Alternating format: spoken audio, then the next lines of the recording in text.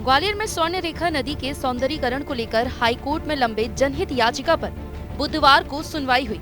सुनवाई के दौरान एक बार फिर से नगर निगम और नगरीय प्रशासन के अधिकारियों के द्वारा कोर्ट को गुमराह करने की कोशिश की गई, जिस पर अधिकारियों को कोर्ट की नाराजगी से रूबरू होना पड़ा।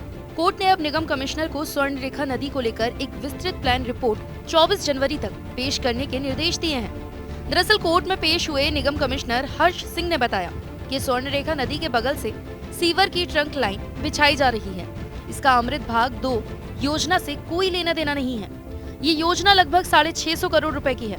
उन्होंने बताया कि इसे लेकर भोपाल में नगरीय प्रशासन कमिश्नर की देखरेख में एक बैठक भी आयोजित हो रही है। लेकिन बैठक के बारे में जब जानकारी ली गई तो ये अमृत योजना भाग 2 के संबंध में थी।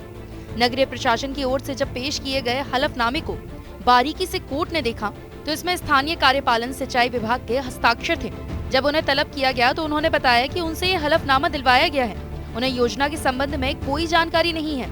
इस पर कोर्ट ने गुमराह करने का आरोप लगाते हुए निगम कमिश्नर को स्वर्ण रेखा नदी को लेकर एक विस्तृत प्लान रिपोर्ट 24 जनवरी तक पेश करने के निर्देश दिए हैं। कोर्ट में निगम कमिश्नर हर्ष सिंह के अलावा डीएफओ अंकित पांडे, नगरीय प्रशासन विभाग के अधिकारी, राजस्व अधिकारी और अन्य विभाग के अफसर मौजूद थे।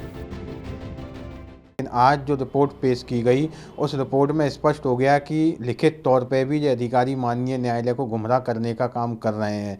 जब नगर निगम कमिश्नर ने ये कहा कि अमृत 2.0 से ग्वालियर की स्वर्ण रेखा नदी के किनारे सीवर लाइन डाली जानी है, ट्रंक लाइन, उसका कोई लेना देना नहीं है। और एक उसी आज जो रिपोर्ट पेश की गई उसमें स्पष्ट तौर पर ये कहा गया कि भोपाल में एक बैठक रखी गई है, उस पर आज बैठक चल रही है दिल्ली की एक निजी फर्म के साथ। उसमें अमृत योजना के कार्यों को लेकर बात चल रही है।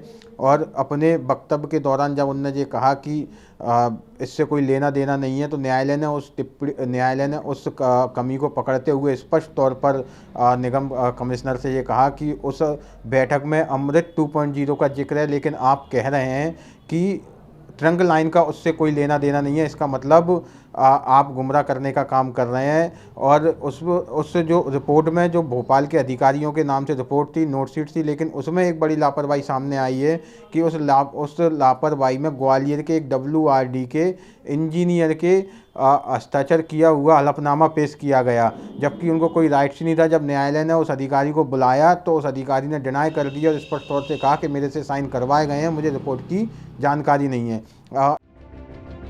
गौरतलब है कि अधिवक्ता विश्वजीत रतौनिया ने हाईकोर्ट में जनहित याचिका दायर की है, जिसमें उन्होंने स्वर्ण रेखा नदी के सौंदर्यीकरण की मांग उठाते हुए इसे शहर की जीवन रेखा बताया है।